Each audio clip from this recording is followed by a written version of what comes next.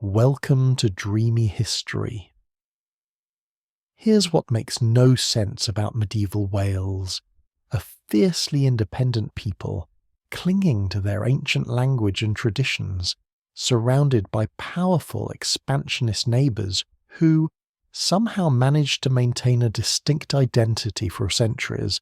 It's a David and Goliath story played out over 1,000 years, not with a slingshot, but with poetry, political manoeuvring, and a stubborn refusal to be absorbed.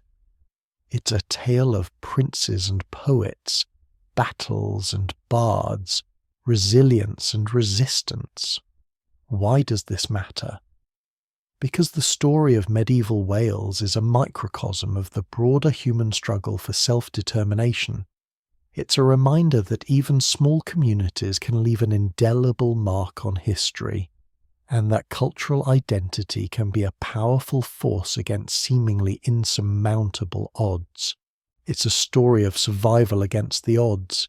If you're enjoying this journey through history, hit that like button and subscribe so you don't miss future episodes. And I'm always curious. Drop a comment letting me know what city and time zone you're watching from. There's something special about knowing this story is reaching people all over the world. Let's start with the obvious question nobody asks. What even is Wales, really? We think of it as this distinct nation. But where did that idea come from? It wasn't always called Wales, and its borders have shifted dramatically over time. To understand medieval Wales, we need to go back, way back, to a time before Wales, before even the idea of a unified Welsh identity existed. Think of it as a prequel, setting the stage for the drama to come. Our story begins with the Roman Empire. By the late 1st century CE, most of what we now call Britain was under Roman control, but the mountainous western region, inhabited by tribes like the Silures and the Ordovics, proved to be a tougher nut to crack. These weren't the sort of people who readily accepted Roman rule. The Romans eventually subdued them, establishing forts and roads, but the region remained a frontier, a place where Roman influence was thinner and local traditions persisted. The Romans called this area Britannia Secunda, or Upper Britain. They built forts like Saguntium, modern Caernarfon, and Diva Victrix, modern Chester, just across the border in England, to control the population and exploit the region's resources, particularly its gold and copper mines. And about those mines? They were worked by local Britons, often under Roman supervision, a relationship that was often exploitative. Think of it as the early days of globalization, with Roman capital and technology shaping the landscape and the lives of the local inhabitants. But the Roman presence was never absolute. The rugged terrain made it difficult to fully integrate the region into the Roman Empire. The local tribes retained a degree of autonomy, and their language and culture continued to thrive. This period of Roman occupation, lasting for over 3 centuries, laid the foundation for the future development of Wales. It introduced new technologies, new ideas, and new forms of political organisation. But it also reinforced a sense of distinctiveness, a sense of being different from the rest of Britain. Then, in the early 5th century, the Roman Empire began to crumble. The legions were withdrawn to defend the heartland, leaving Britain vulnerable to invasion from Germanic tribes like the Angles, Saxons, and Jutes. These tribes gradually conquered much of eastern and southern Britain, pushing the native Britons westward. This is where the story gets genuinely interesting. As the Anglo-Saxons advanced, the Britons retreated into the mountainous regions of what is now Wales. They established new kingdoms, often based on the old tribal boundaries. These kingdoms, such as Gwynedd in the north, Powys in the centre, and Dyfed in the south, became the centres of resistance against the Anglo-Saxon invaders. Think of these kingdoms as successor states to Roman Britain, clinging to the remnants of Roman civilization while forging their own distinct identities. They were led by warlords and chieftains, men like Gwynedd, who according to tradition migrated from northern Britain to Gwynedd in the 5th century and established a dynasty that would rule for centuries. Whether Gwynedd was a real person or a legendary figure is a matter of debate among historians, but the story reflects the influx of Britons into the region and the formation of new political entities. These kingdoms were fiercely independent, often warring with each other as much as they fought the Anglo-Saxons. But they also shared a common language, a common culture, and a common sense of identity. This shared identity, rooted in their British heritage and their resistance to the Anglo-Saxons, would eventually coalesce into what we now know as Welsh identity. The early medieval period in Wales was a time of great upheaval and transformation. The Roman Empire had collapsed, the Anglo-Saxons were invading, and the Britons were struggling to survive. But it was also a time of creativity and innovation. New kingdoms were being forged, new identities were being formed, and new cultural traditions were being developed. One of the most important developments of this period was the emergence of Welsh as a distinct language. Derived from the Brythonic language spoken by the Britons, Welsh gradually diverged from its sister languages in Cornwall and Brittany.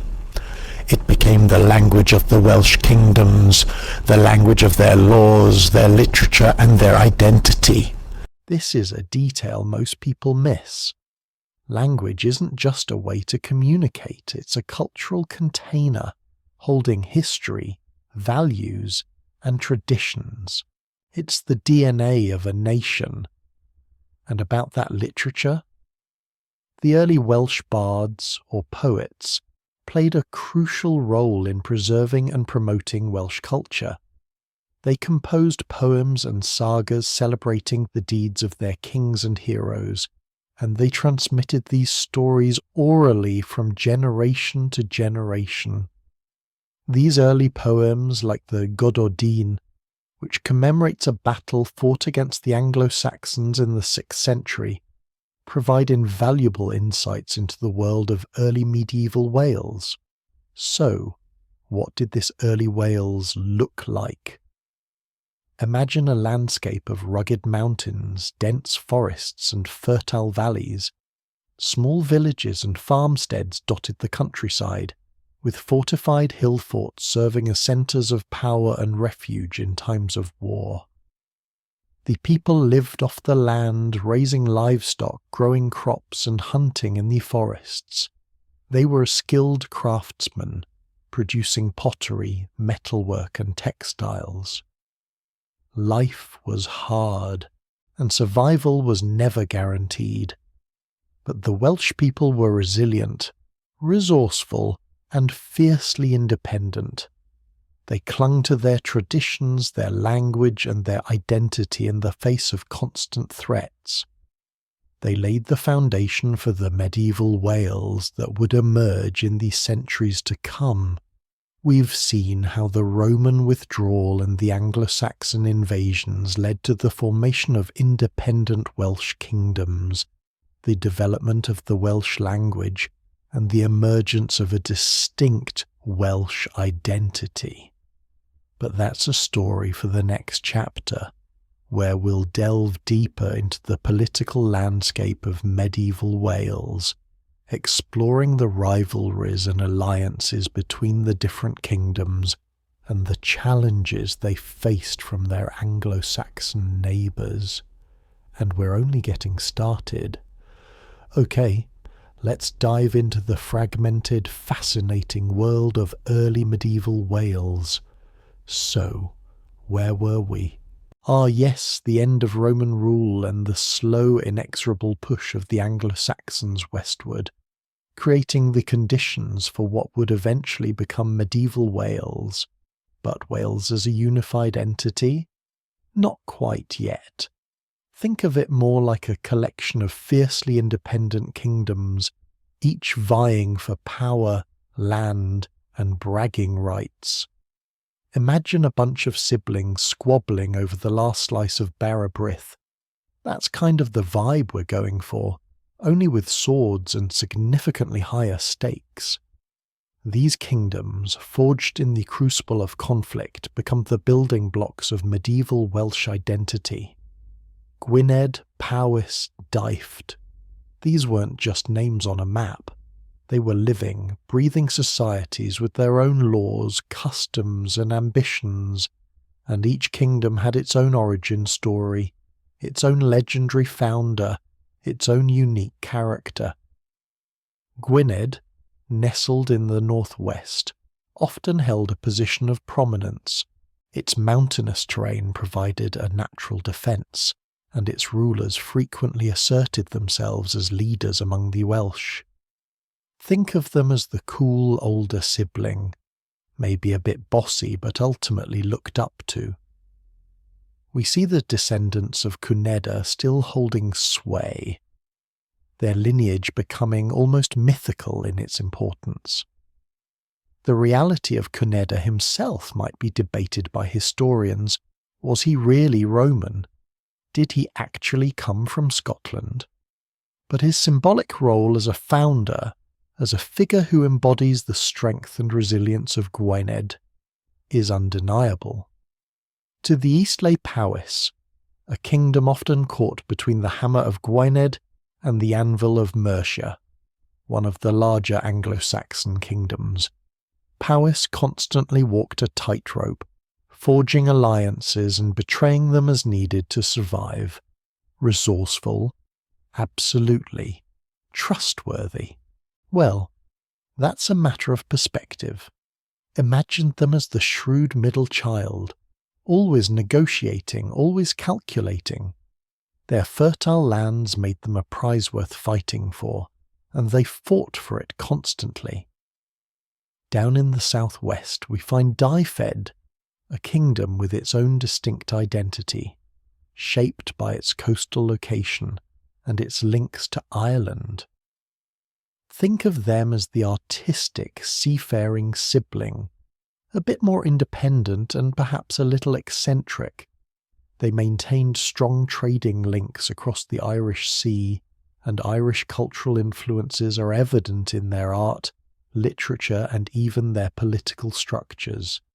These are just 3 of the most prominent kingdoms, mind you.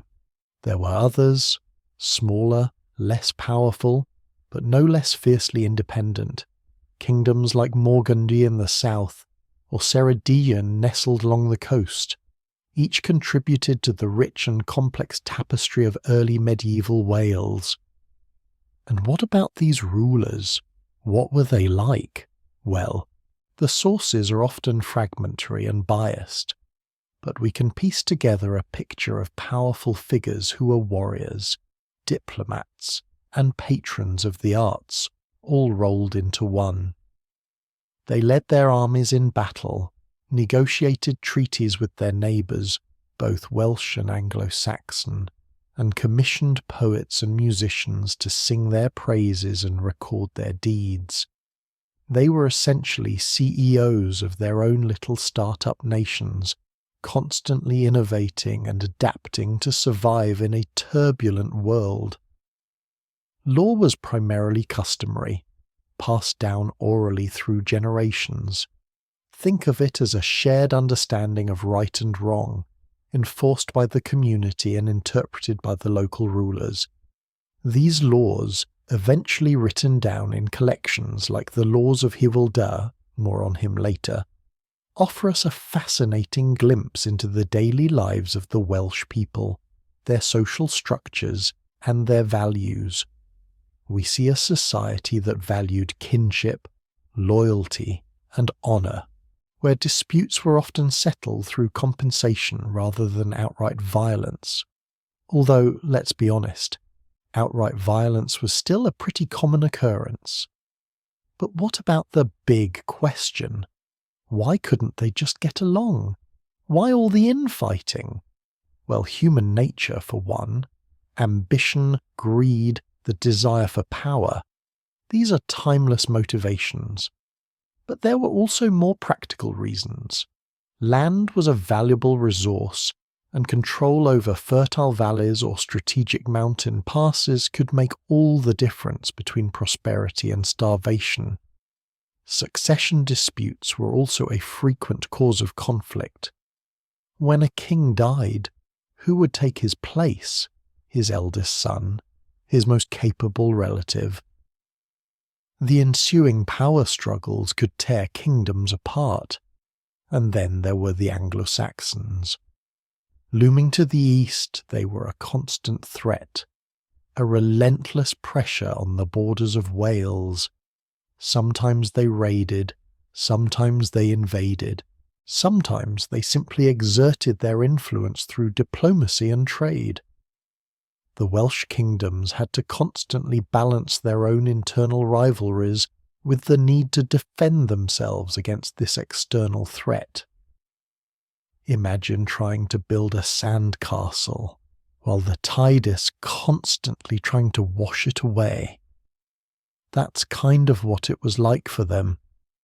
The Anglo-Saxon presence also shaped the political landscape of Wales.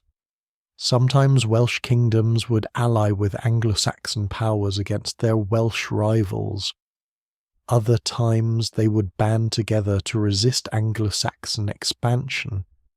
These shifting alliances created a complex web of relationships, making it difficult to predict who would be fighting whom from one year to the next.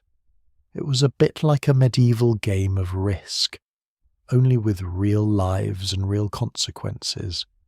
So we have this picture of early medieval Wales, a patchwork of independent kingdoms, each with its own identity, its own ambitions, and its own struggles. They fought amongst themselves, they fought against the Anglo-Saxons, and they somehow managed to survive and maintain their distinct culture and language.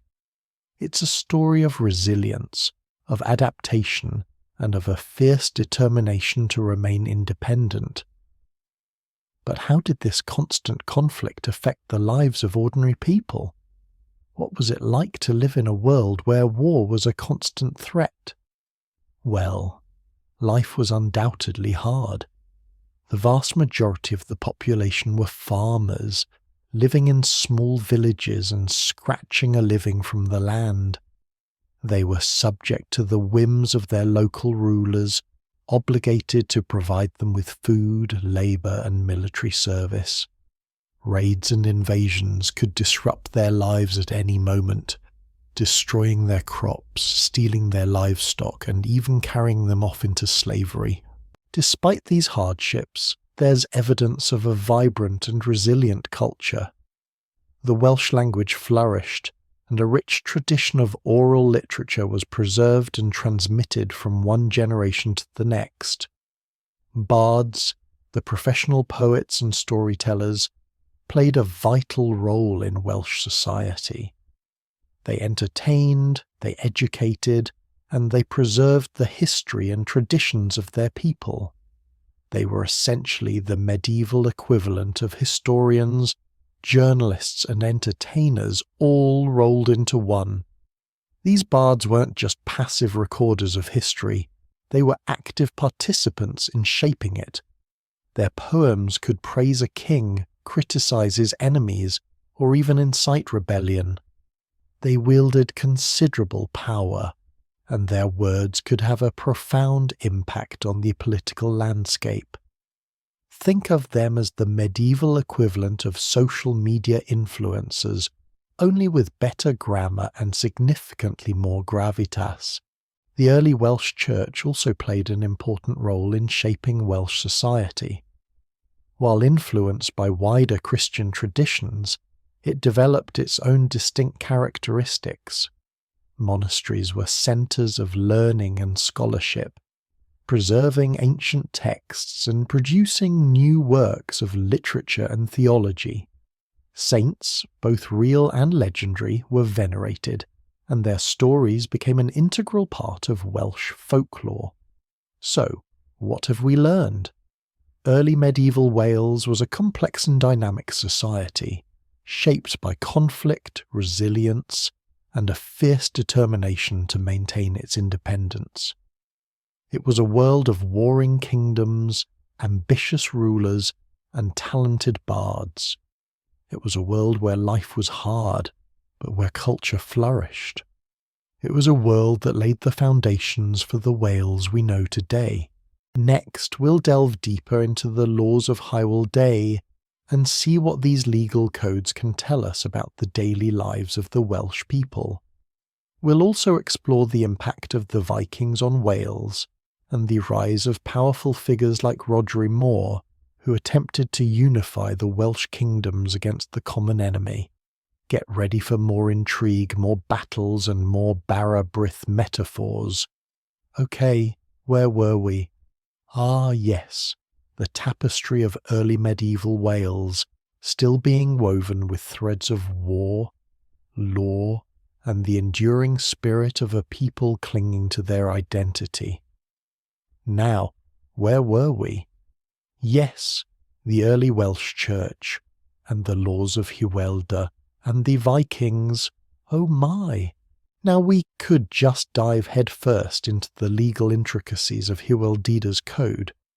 But let's be honest, legal codes, fascinating as they are, and they are, can be a bit like wading through treacle if we don't have some context. So before we get bogged down in Galanas, Rhagild, or blood price, and Erbedy, death duty, let's take a quick peek at the world Hywel Dda was trying to regulate. Think of it as setting the stage for the legal drama to come. Because, let's face it, life in 10th century Wales wasn't exactly a picnic. Remember those independent kingdoms we talked about? Still at it, squabbling, allying, backstabbing, the usual royal shenanigans. But now, into this already volatile mix, we introduce a new, salty ingredient: the Vikings. Vikings? In Wales? You bet your sayaks they were. We often think of them terrorising England and France, but the Welsh coastline, with its tempting monasteries and undefended villages, proved just as attractive to these Norse raiders. And let's be clear, these weren't just casual tourists popping by for a bit of sightseeing. These were warriors, hungry for plunder, and not afraid to use a bit of fire and sword to get it. The impact of the Vikings was complicated. On the one hand, they were a destructive force, raiding coastal settlements, disrupting trade, and generally making life even more precarious than it already was. Imagine living in a small farming village, knowing that at any moment a longship filled with axe-wielding Norsemen could appear on the horizon. Not exactly conducive to a peaceful night's sleep, is it? But, and there's always a but, isn't there? The Vikings also brought some opportunities. They established trade routes, introduced new technologies, especially in shipbuilding, and perhaps surprisingly even settled in some areas. Think of it as a forced cultural exchange, with a healthy dose of pillaging thrown in for good measure. Some Vikings even integrated into Welsh society, intermarrying with the locals and even becoming rulers themselves. The Norse influence is still visible today in place names and even some aspects of Welsh dialect. Who knew that fjord would one day give us fjordal? Okay, maybe not, but you get the idea. It's into this turbulent world that Rhodri Mawr rises. Rhodri the Great. A name that certainly sounds impressive, doesn't it? And, for once, the reality lives up to the hype.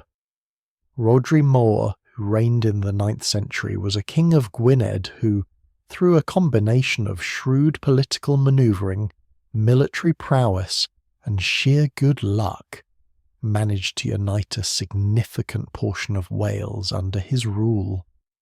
Think of him as a medieval Welsh unifier, a sort of proto-nationalist hero. He wasn't quite able to create a single unified Welsh kingdom. That would have to wait. Well, that never really happened, but that's a story for another day. But he came closer than anyone before him. He inherited Gwynedd in 844, and through a series of strategic alliances and conquests, he brought Powys and other territories under his control. Now, Rhodri wasn't exactly a pacifist. He spent a good chunk of his reign fighting off Vikings and Anglo-Saxons. But he was also a shrewd administrator, recognizing the need for stability and order in a land constantly threatened by external forces. He understood that a united Wales was a stronger Wales, better able to resist the predations of its neighbours. He even managed to extract tribute from the English, which, let's be honest, is a pretty impressive feat. Imagine a small, relatively poor kingdom like Wales forcing the mighty Anglo-Saxons to pay them protection money. It's like a tiny terrier nipping at the heels of a much larger dog. Annoying, but surprisingly effective. Rhodri's reign was a period of relative peace and prosperity for Wales, a brief respite from the constant warfare that had characterised the previous centuries. He strengthened defences, promoted trade, and fostered a sense of Welsh identity. He became a symbol of Welsh resistance and independence, a figure whose name would be invoked for centuries to come. Of course, no good thing lasts forever. Rhodri eventually met his end in battle, fighting against the Anglo-Saxons, but his legacy lived on, inspiring future generations of Welsh leaders to strive for unity and independence. He laid the groundwork for the later achievements of figures like Llywelyn, whose legal reforms would shape Welsh society for centuries to come. And that brings us finally to Llywelyn himself, Llywelyn the Good. Another impressive title, and one that he arguably deserved. Llywelyn, who reigned in the 10th century, was the king of Deheubarth, a kingdom in southwestern Wales, and later also of Powys. He's best known for his codification of Welsh law, a comprehensive legal system that attempted to bring order and justice to a land often characterised by chaos and violence. So, what exactly are these laws of Llywelyn? Well, they're not exactly like modern laws. They're based on centuries of Welsh customary law, passed down orally from generation to generation. Llywelyn, recognising the need for a more formal and consistent system, commissioned a group of legal scholars to collect and codify these customs. The result was a legal code that covered everything from property rights and inheritance to criminal justice and personal injury. It addressed issues like marriage, divorce, contracts, and even the ownership of cats. Yes, really. It's a fascinating glimpse into the daily lives and social values of medieval Welsh society. One of the most striking features of the laws of Llywelyn is their emphasis on compensation rather than punishment. Instead of imprisoning or executing criminals, the laws focused on requiring them to pay compensation to their victims or their families. This system, known as gallanus, was designed to prevent blood feuds and maintain social harmony. Think of it as a sort of medieval insurance policy. If you committed a crime, you had to pay a certain amount of money to the victim or their family depending on the severity of the offence. The amount was carefully calculated based on the victim's social status, the nature of the injury and other factors. Even killing someone had a price. The galenas for killing a king, for example, was much higher than the galenas for killing a peasant. This reflects the hierarchical nature of Welsh society, where status and rank were highly valued. The laws of Llywelyn also provide insights into the role of women in Welsh society. While women were not equal to men under the law, they did have certain rights and protections. They could own property, enter into contracts, and even divorce their husbands under certain circumstances. The laws also recognized the importance of marriage and family. They outlined the rights and responsibilities of husbands and wives, as well as the rules governing inheritance and child custody. They even addressed issues like adultery and domestic violence, although the penalties for these offences were often less severe than those for crimes against property or persons. And yes, as promised, there are laws about cats. Specifically, the laws address the value of a cat based on its age and ability to catch mice.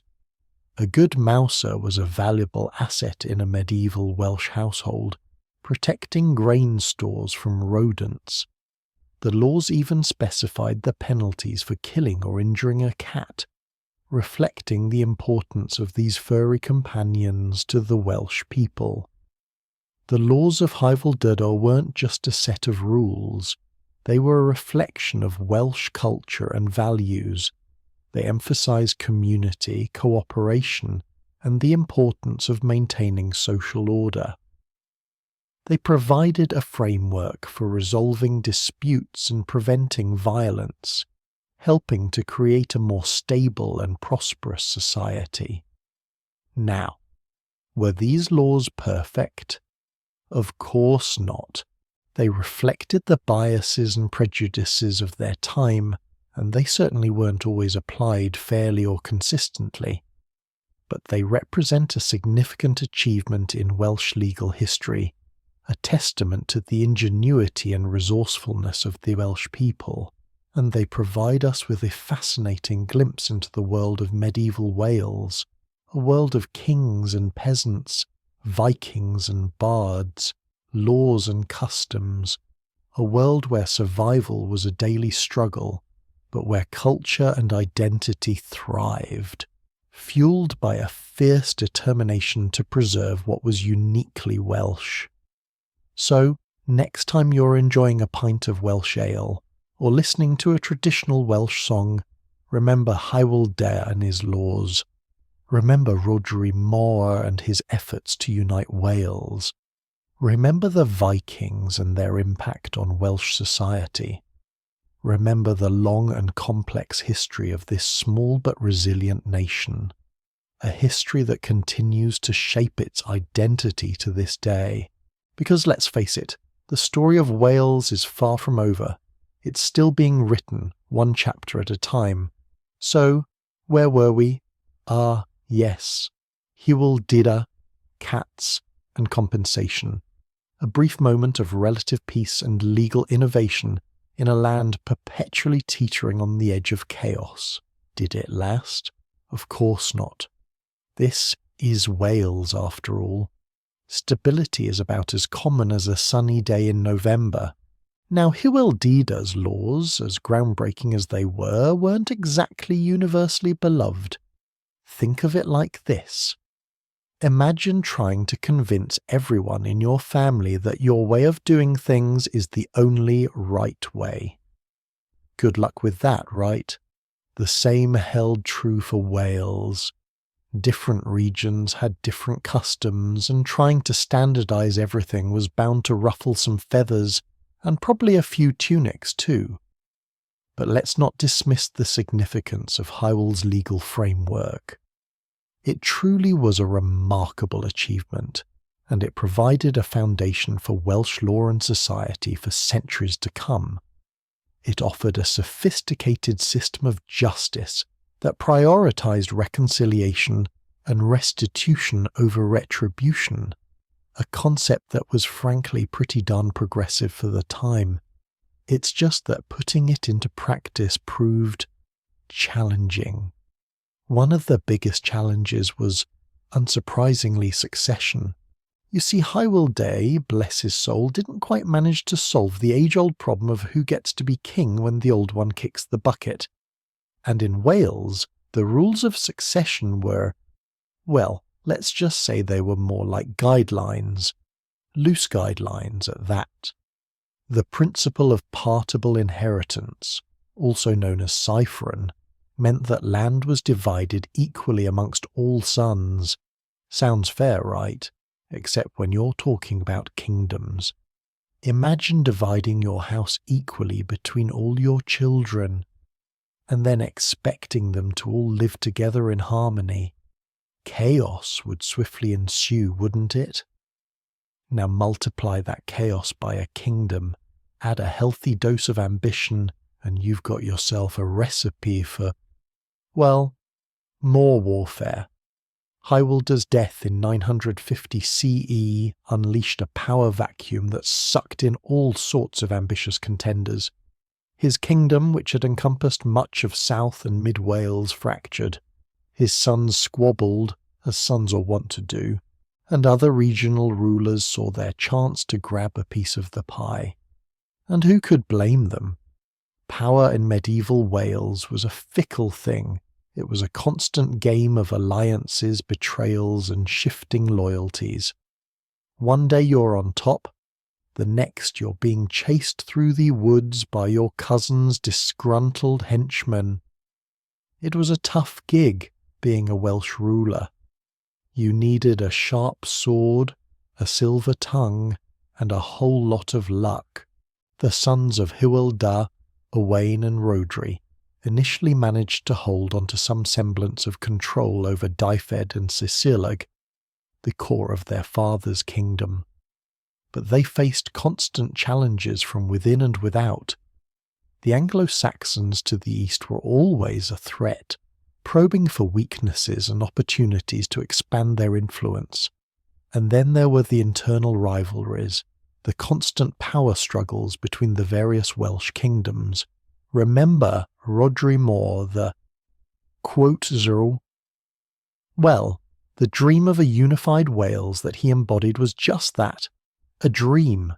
His legacy, like Llywelyn's, was one of short-lived unity followed by fragmentation.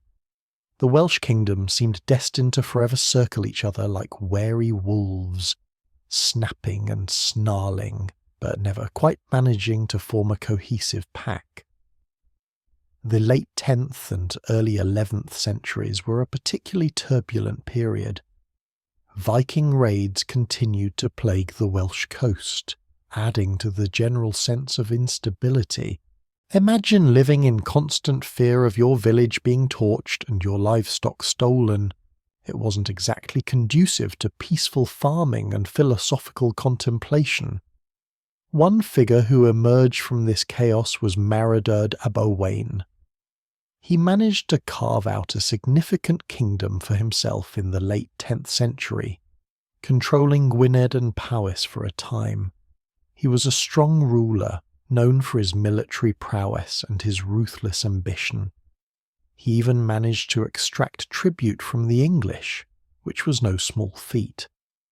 But like so many before him, his kingdom eventually crumbled after his death. And then came Gruffudd ap Llywelyn. Gruffudd. Now, there was a character.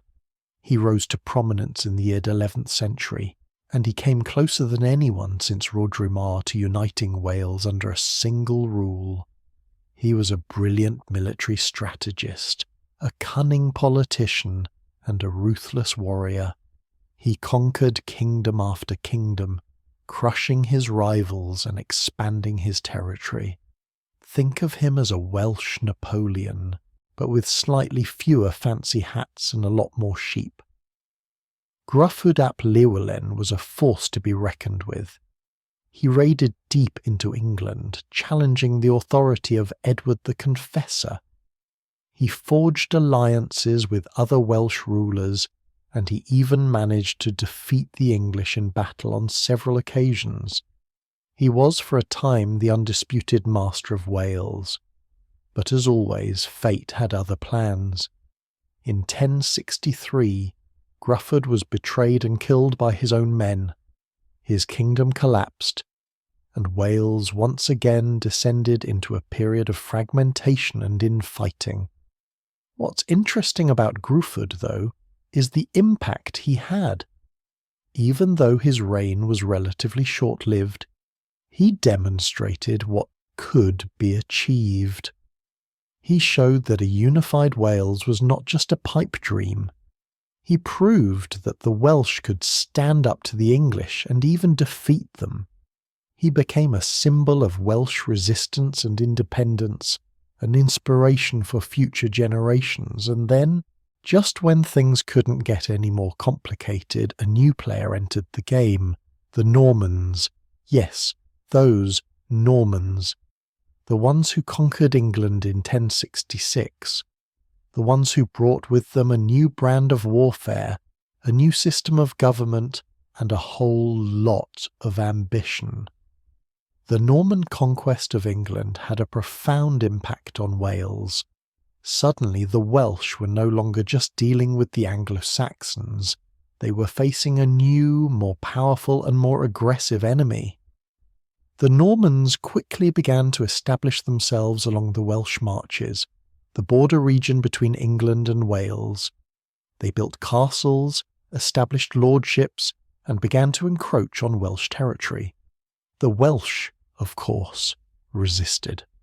They fought back fiercely, defending their land and their independence. But the Normans were formidable opponents.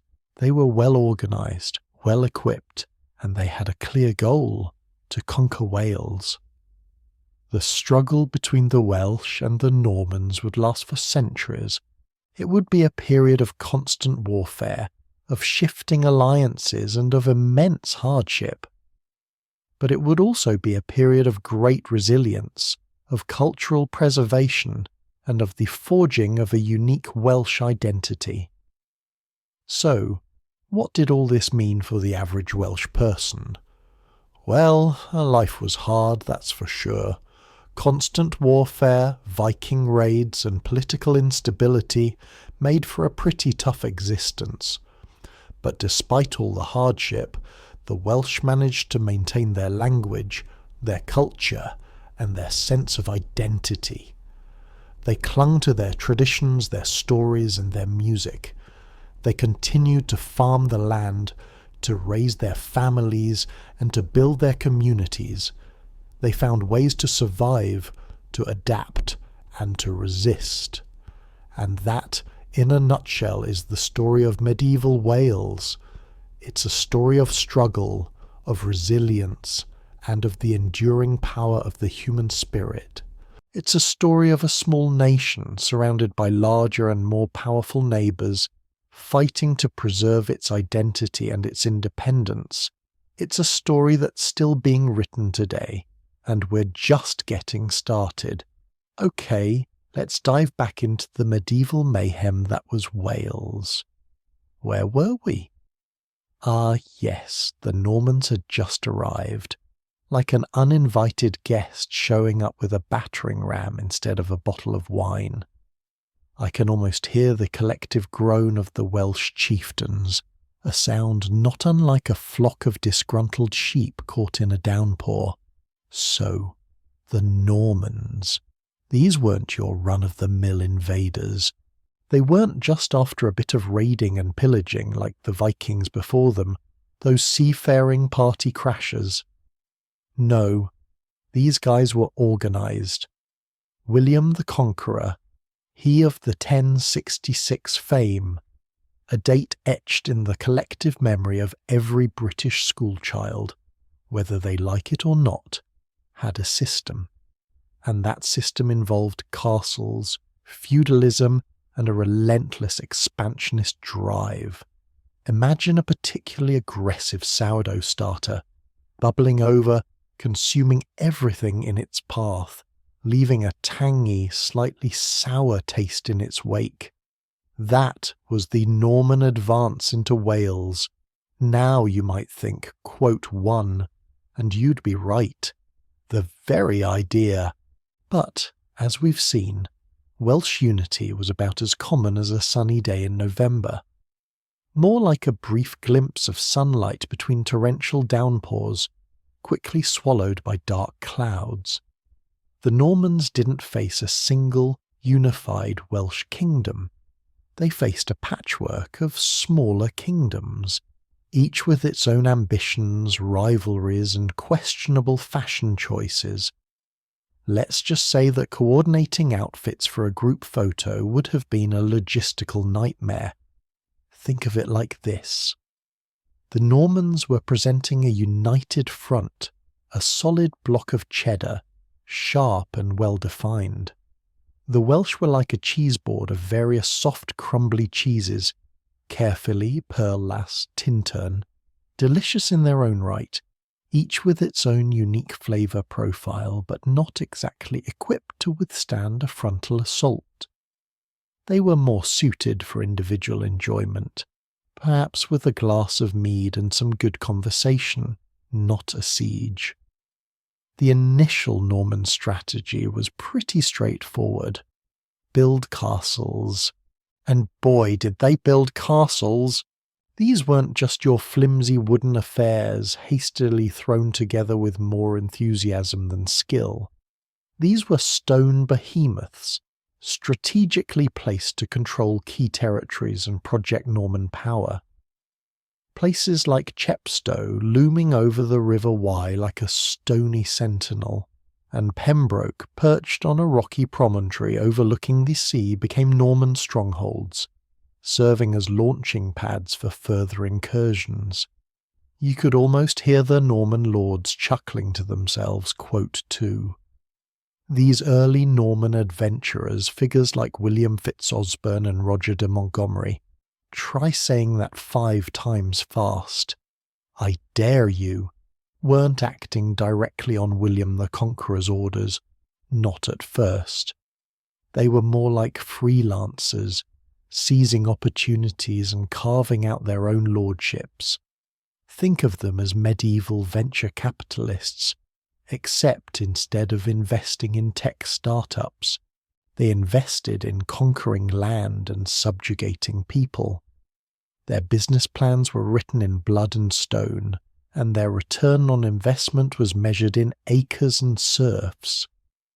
Fitzosborne, a particularly ambitious fellow, likely saw himself as a new Alexander the Great, albeit with a slightly less impressive empire. The Welsh response was, shall we say, varied. Some Welsh rulers, seeing the writing on the castle walls, opted for diplomacy. They paid homage to the Norman king, hoping to retain some semblance of autonomy. They figured perhaps that a little grovelling might save their skin, at least for a while. Others, like Bledin ap Cynfyn, a name that sounds like a sneeze and probably was pronounced that way too, resisted fiercely, engaging in guerrilla warfare and raiding Norman settlements. Bledin, a grizzled warrior with a face like weathered granite, probably scoffed at the idea of bowing to a Norman king. Quote 3, he likely growled, sharpening his sword. Quote 4. This period, roughly from the late 11th century to the mid-12th century, was a messy, chaotic affair. It was a back-and-forth struggle, a constant tug-of-war between Norman ambition and Welsh resilience.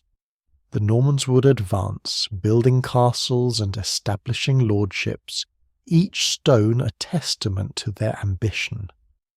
The Welsh would counter-attack, raiding those castles and disrupting Norman control, their war cries echoing through the valleys. And then the Normans would reinforce, bringing in more troops and building even bigger castles, trying to crush the Welsh spirit under the weight of their fortifications. It was a vicious cycle fueled by greed, ambition, and a healthy dose of mutual distrust. Imagine two stubborn goats constantly butting heads, neither willing to give an inch. Amidst this chaos, something interesting began to happen. The constant pressure from the Normans, ironically, started to forge a greater sense of Welsh identity. The need to defend their lands and their way of life forced the Welsh kingdoms to, at least occasionally, cooperate. They realized that divided they would fall, but united they might stand a chance. And from this cooperation emerged a new breed of Welsh leader, the princes. These weren't just petty kings squabbling over a few villages, arguing over who got the best grazing land. These were ambitious, charismatic figures who sought to unite Wales under their rule and drive out the Norman invaders. They understood that only through unity could the Welsh hope to resist the Norman onslaught.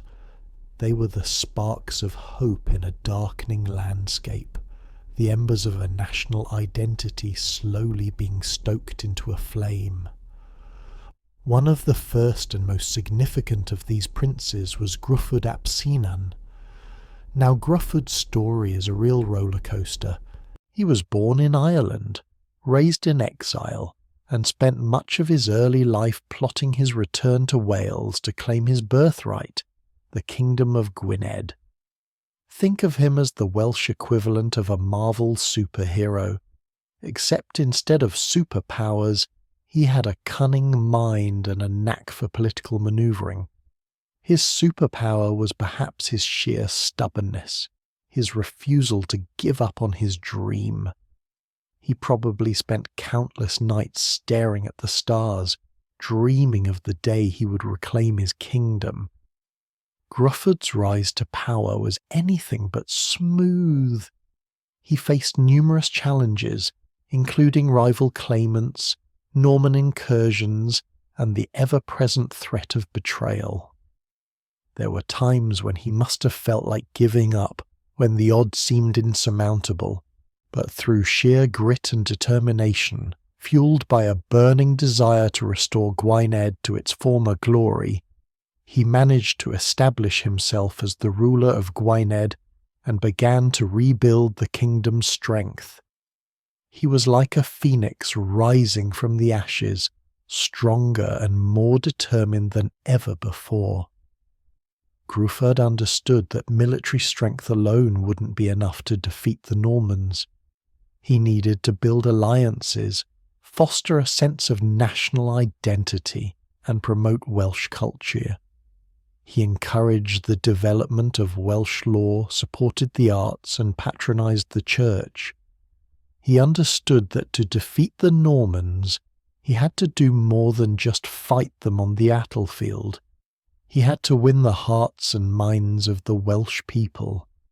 He was a master of soft power, understanding that cultural strength was just as important as military might. His reign marked a turning point in Welsh history. He laid the foundation for future Welsh princes to challenge Norman authority and assert their independence. He showed that it was possible for the Welsh to unite and resist the Norman advance. He gave them hope, a belief that they could overcome the Norman threat and preserve their way of life. Following in Gruffudd's footsteps came figures like Owain Gwynedd, his son. Owain was a formidable warrior and a skilled diplomat. He continued his father's work of consolidating Welsh power and resisting Norman incursions. He famously defeated the Normans at the Battle of Crigmore in 1136, a victory that sent shockwaves throughout Wales and England. The Norman lords, used to easy victories, were likely stunned by the ferocity of the Welsh attack. Crigmore wasn't just a military victory, it was a symbolic one. It showed that the Welsh could stand up to the Normans and win. It boosted Welsh morale and inspired other Welsh leaders to resist Norman rule. It was like a shot of adrenaline to the Welsh national spirit. The bard sang of the victory, weaving tales of Welsh bravery and Norman defeat, further fueling the flames of resistance. Owain Gwyned's reign was a period of relative peace and prosperity for Gwynedd. He built castles not as instruments of oppression like the Normans, but as symbols of Welsh power and independence. He promoted trade, fostering economic growth, and fostered a vibrant cultural scene, encouraging the arts and learning. He was a true Renaissance man, centuries before the actual Renaissance. But as always in Welsh history, peace didn't last forever. After Owain's death in 1170, Gwynedd was plunged into a period of internal strife. His sons fought amongst themselves for control of the kingdom, weakening it and opening the door for renewed Norman aggression. It's the same old story. Welsh disunity snatching defeat from the jaws of victory. It was a Shakespearean tragedy playing out on the Welsh stage, brothers turning against brothers, ambition blinding them to the greater good. However, even amidst this internal conflict, the spirit of resistance remained alive, and from the chaos, a new star would rise, a figure who would come closer than anyone before to uniting Wales under his rule, Llywelyn the Great. But that, my friends, is a story for another chapter. So, what have we learned? The Norman invasion was a serious threat to Welsh independence. The Welsh response was initially fragmented and disorganised, but the constant pressure from the Normans ironically fostered a greater sense of Welsh identity and led to the rise of powerful Welsh princes who challenged Norman authority. The struggle was far from over, but the Welsh were proving to be a tough nut for the Normans to crack. They were learning to adapt, to unite, and to fight back, and the best was yet to come, or at least the most interesting was yet to come. Because let's be honest, in Welsh history, it's never really the best, is it? There's always some fresh hell just around the corner, but hey, at least it makes for a good story. Alright, buckle up, because the story of medieval Wales is about to get even more dramatic. Where were we? Ah, yes, Owain Gwynedd is dead, leaving a power vacuum and frankly a bit of a mess. But don't despair. From the ashes of this familial squabbling, a new star is about to rise, Llywelyn the Great. So, what happens after Owain kicks the bucket? Well, imagine a pack of ambitious puppies all vying for the same squeaky toy. That's essentially the sons of Owain Gwynedd. We've got Dafydd, Rhodri and a whole host of other claimants all scrabbling for a piece of Gwynedd. It's a proper free-for-all, and for a while, it looks like the kingdom might completely splinter. Remember that hard-won unity? Yeah, it's teetering on the brink. Now, into this chaotic scene strides Llywelyn ap Iorwerth. He's Owain Gwyned's grandson, but he's not exactly sitting pretty in line for the throne. He's got to fight for it, and fight he does. Llywelyn's early years are a whirlwind of battles, alliances and betrayals. He's got to outmaneuver his uncles, his cousins, and pretty much anyone else who thinks they deserve a slice of Gwynedd. It's a brutal Game of Thrones Welsh style. Think less dragons and more, well, think more really stubborn sheep and even more stubborn men willing to kill each other over them. But Llywelyn isn't just a brute. He's also shrewd, cunning, and possesses that rare gift. The ability to actually learn from his mistakes, something his relatives seem utterly incapable of. He understands that brute force alone won't win him the crown. He needs alliances, he needs legitimacy, and he needs to convince the Welsh people that he's the one who can lead them. And how does he do it? Well, for starters, He starts picking off his rivals one by one. Dafydd gets imprisoned. Other contenders are either killed or forced into exile. It's a slow, painstaking process, but by the end of the 12th century, Llywelyn has emerged as the undisputed ruler of Gwynedd. Whew, that was close. But Gwynedd is just the beginning. Llywelyn has bigger ambitions. He sees himself as the heir to Rhodri Mawr and Llywelyn, a ruler destined to unite all of Wales under his banner, and he's not afraid to go after it. Now, unifying Wales isn't exactly a walk in the park. The other Welsh princes are fiercely independent and not exactly thrilled at the prospect of bowing down to anyone, even someone as impressive as Llywelyn. So he employs a combination of diplomacy, intimidation, and, when necessary, good old-fashioned warfare. He marries Joan, the illegitimate daughter of King John of England. This is a massive power move. It gives him prestige, legitimacy, and perhaps most importantly, a direct line to the English crown. It's a calculated political marriage, and it works wonders. Suddenly, Llywelyn isn't just some upstart Welsh prince, he's the son-in-law of the King of England. But let's not get carried away. King John is, well, King John. He's not exactly known for his reliability or his fondness for the Welsh. In fact, he really doesn't like them. He sees them as a thorn in his side, a constant source of rebellion and unrest. So it's no surprise that the relationship between Llywelyn and John is complicated. They're allies one minute, enemies the next. It's a constant game of cat and mouse, with Llywelyn always trying to stay one step ahead. And then, in 1211, things come to a head. King John, fed up with Llywelyn's growing power, decides to invade Wales. He assembles a massive army and marches into Gwynedd, determined to crush Llywelyn once and for all. This is it. This is the moment of truth. Can Llywelyn stand against the might of England? Can he defend his kingdom and his people? The odds are stacked against him. John's army is bigger, better equipped, and backed by the full resources of the English crown. Llywelyn's forces are outnumbered and facing a seemingly insurmountable challenge.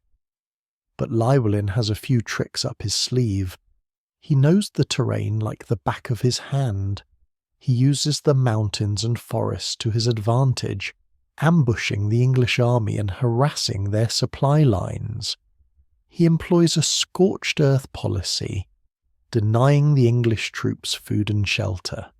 And perhaps most importantly, he rallies the Welsh people to his cause. He appeals to their sense of national pride, their love of freedom, and their hatred of the English. He convinces them that this is a fight for their very survival, a fight for their language, their culture, and their way of life. And the Welsh people respond. They rise up in rebellion, attacking the English army from all sides. They fight with a ferocity and determination that surprises even themselves. The 1211 campaign is a disaster for King John. His army is bogged down in the Welsh mountains, suffering heavy losses from ambushes and disease. His supply lines are constantly disrupted, and his morale is plummeting. After a few months of this, John is forced to admit defeat. He withdraws his army from Wales, leaving Llywelyn in control of Gwynedd, and more importantly, with a massive boost to his reputation. The victory over King John is a turning point in Llywelyn's career. It proves that he's not just a cunning politician and a skilled military leader. He's also a symbol of Welsh resistance, a champion of Welsh freedom. After the English retreat, Llywelyn is riding high. He uses his newfound prestige to consolidate his power, and expand his influence throughout Wales. He forces the other Welsh princes to recognise his authority, and he establishes himself as the undisputed leader of the Welsh people.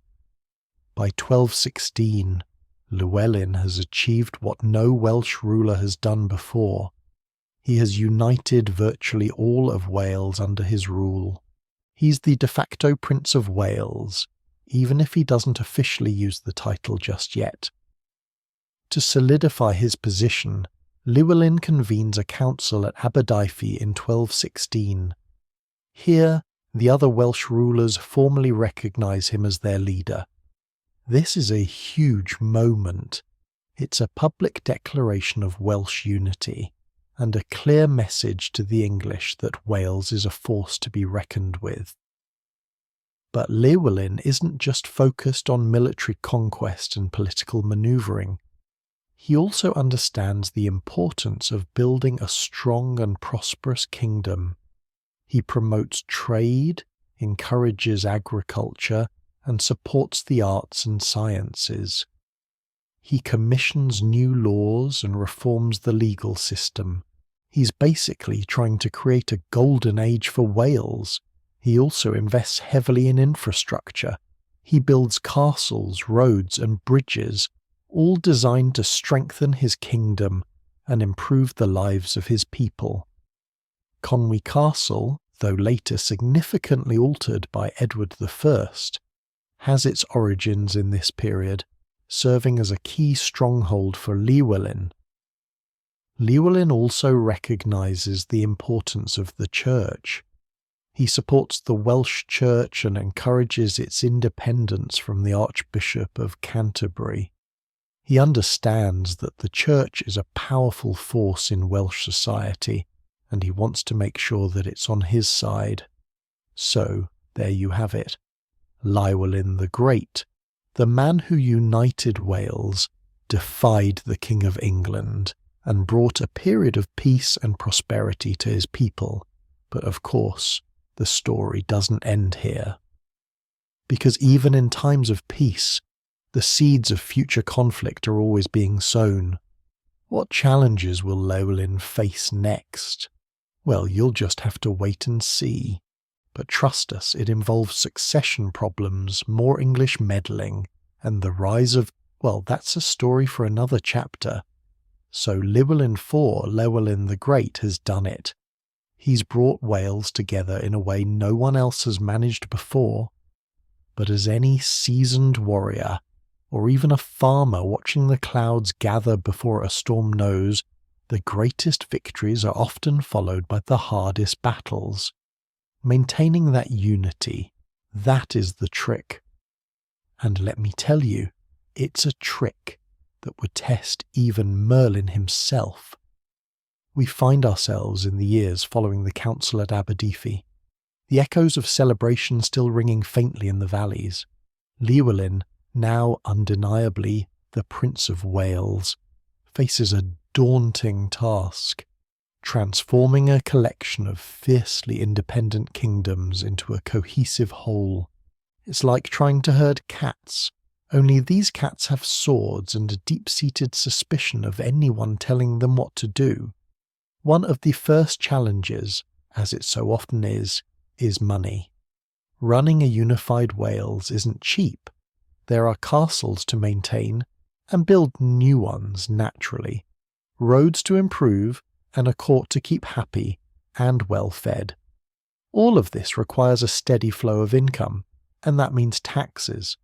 Now, nobody likes taxes, but convincing the Welsh, who have a historical aversion to paying anyone anything they don't absolutely have to, that these taxes are for the common good. That's a sales pitch for the ages. Llywelyn, ever the pragmatist, doesn't simply impose taxes willy-nilly. He understands that he needs the support of the Llywelyn, the Welsh nobility. He works with them, consulting on how to fairly distribute the burden. He also emphasizes the benefits, improved infrastructure, safer trade routes, and a stronger, more unified defense against external threats. It's a delicate balancing act, a constant negotiation between central authority and local autonomy. Think of it as a medieval version of political manoeuvring, with slightly more swordplay.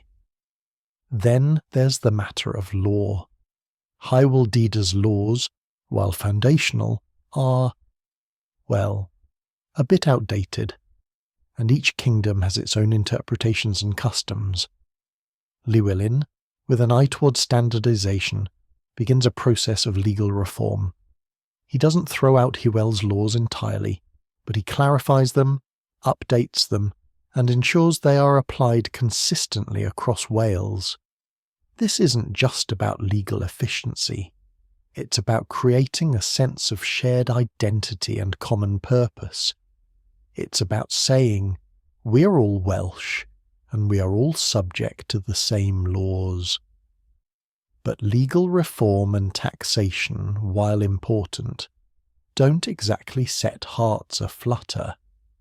What does capture the imagination of the Welsh people is Llywelyn's building programme.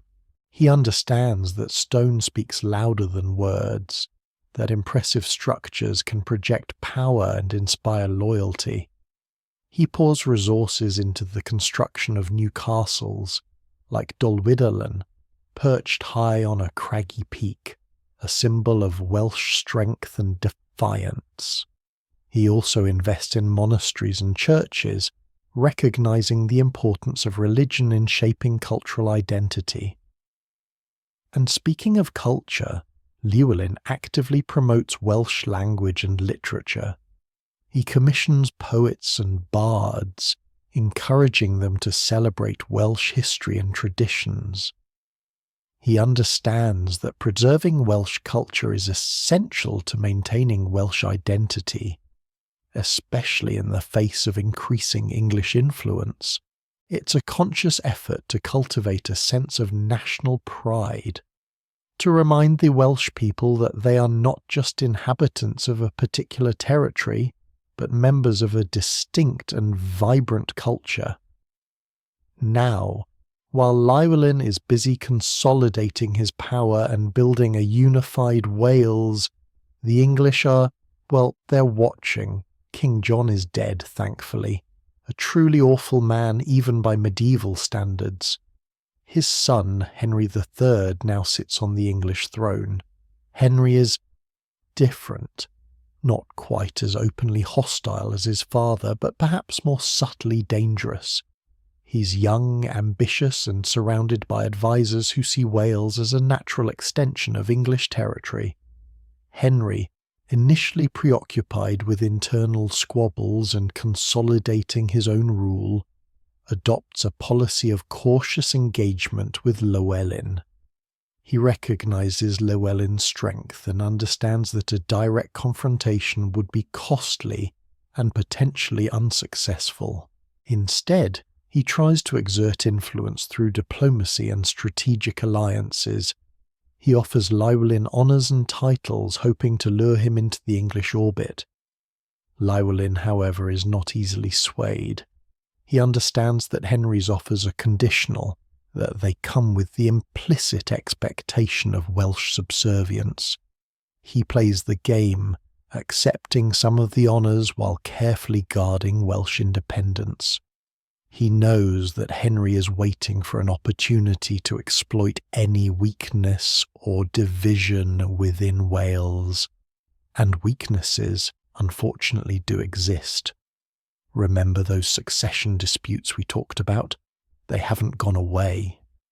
Llywelyn, despite his best efforts, hasn't entirely solved the problem of who will succeed him.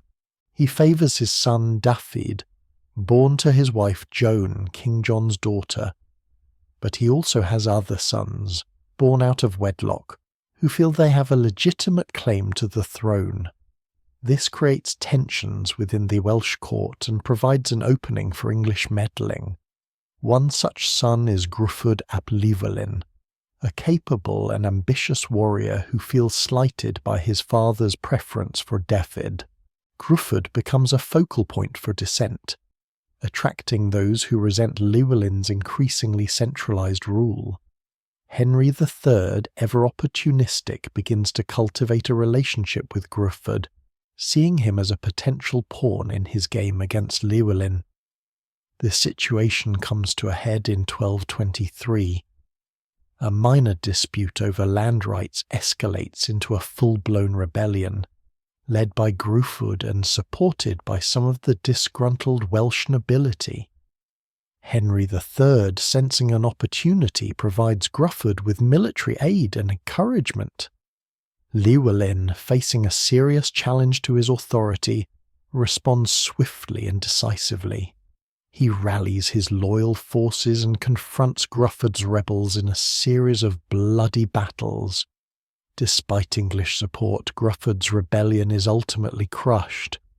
Gruffydd himself is captured and imprisoned. The rebellion, while ultimately unsuccessful, reveals the fragility of Llywelyn's unified Wales. It demonstrates that internal divisions and English meddling remain a constant threat. It also hardens Llywelyn's resolve to secure the succession for Dafydd and to further consolidate his power. In the aftermath of the rebellion, Llywelyn takes steps to strengthen his position. He cracks down on dissent, confiscating the lands of those who supported Gruffydd. He also seeks to further legitimize Dafydd's claim to the throne. He petitions the Pope to recognize Dafydd as his legitimate heir, a move that would give Dafydd's succession a significant boost. But even as Llywelyn consolidates his power, the shadow of England looms large. Henry III, chastened by the failure of Gruffydd's rebellion, adopts a more cautious approach, but he doesn't abandon his ambition to bring Wales under English control. He simply bides his time, waiting for the right opportunity to strike. And so, we leave Llywelyn the Great, the architect of a unified Wales, standing at the pinnacle of his power. He has overcome countless challenges, defeated his enemies, and built a strong and prosperous realm. But the dragon, while breathing deep, is not yet secure. The seeds of future conflict are sown, and the storm clouds are gathering on the horizon. The question is, will Llywelyn's legacy endure, or will Wales once again be plunged into chaos and division? Only time will tell. But one thing is for sure, the struggle for Welsh independence is far from over. So, Llywelyn the Great, despite the little hiccup with Gruffydd's rebellion, is sitting pretty. Or is he? He's dealt with King John, outmaneuvered Henry III for now, and squashed his own son's uprising. But let's be honest, nothing in medieval Wales stays settled for long, does it? The man's looking to secure his legacy. And what's the biggest threat to that legacy? You guessed it. Succession. See, Llywelyn, being the astute politician he is, knows that leaving a clear successor is crucial. He wants to avoid the messy squabbles that have plagued Wales for centuries. His designated heir, Dafydd ap Llywelyn, is, well, let's just say he's not universally loved. Dafydd is legitimate, born to Joan, Llywelyn's wife and King John's daughter. But the Welsh, bless their hearts, still cling to their traditions. Illegitimacy, while not ideal, wasn't necessarily a complete bar to power. Gruffydd, despite his failed rebellion, still has supporters, and he's Welsh through and through, unlike Dafydd with his English royal blood. This creates tension, doesn't it? A cultural clash brewing beneath the surface of Llywelyn's seemingly unified Wales. Llywelyn, ever the pragmatist, takes steps to solidify Dafydd's claim. In 1238, he convenes a council at Strata Florida Abbey. This isn't just a casual get-together, it's a carefully orchestrated display of power. The most important Welsh lords are summoned, and they swear an oath of allegiance to Dafydd as Llywelyn's successor. Think of it as a medieval version of a corporate board meeting, but with more oaths and fewer PowerPoint presentations. It's a significant move, establishing Dafydd as the de facto heir and attempting to preempt any future challenges. He's basically saying, "Look, I've spoken. Dafydd is the guy. Get on board or get out of the way." But oaths, as we know, are only as good as the parchment they're written on, especially when ambition and the scent of power are in the air. The situation gets even more complicated when Llywelyn the Great dies in 1240. He is interred at the Abbey of Aberconwy. Dafydd immediately steps into his father's shoes, and almost as immediately faces challenges to his authority. Gruffudd, still imprisoned by Llywelyn before his death, now becomes a pawn in a much larger game. Henry III, ever eager to meddle in Welsh affairs, sees an opportunity. He knows Gruffudd's imprisonment was a thorn in the side of many Welsh lords, and figures he can exploit this discontent to weaken Dafydd. So, Henry, with a calculated smirk, invites Dafydd to release Gruffudd into his custody. Now, why would Henry do that? Was he suddenly feeling generous? Of course not. He's thinking several steps ahead. With Gruffudd in his possession, Henry can use him as a bargaining chip, a potential rival claimant to the throne, a constant source of instability for Dafydd. He's essentially holding a loaded weapon pointed at Dafydd's head. Dafydd, perhaps feeling the pressure, makes a fatal error. He agrees. Gruffudd, along with his son Owain, are handed over to the English and promptly imprisoned in the Tower of London. Can you imagine the irony? A Welsh prince, imprisoned by his own brother, then handed over to the English, ending up in the most infamous prison in the land. It's the kind of historical twist that would make Shakespeare jealous. With Gruffudd conveniently locked away, Henry ramps up the pressure on Dafydd. He demands homage, essentially requiring Dafydd to acknowledge him as his overlord. Dafydd, understandably reluctant to cede his hard-won independence, initially resists. This leads to a series of military clashes along the Anglo-Welsh border. Henry, backed by the full might of the English crown, launches several campaigns into Wales. These aren't full-scale invasions just yet, but rather probing attacks, designed to test Dafydd's defences and wear down his resolve. The fighting is fierce, but inconclusive. The Welsh, fighting on their home turf, use their knowledge of the terrain to their advantage, ambushing English troops and harassing their supply lines. But they are ultimately outmatched in terms of resources and manpower. Dafydd realises he's in a precarious position. In 1241, facing increasing pressure from Henry III, Dafydd is forced to submit. He agrees to a truce, acknowledging Henry as his overlord and ceding some territory along the border.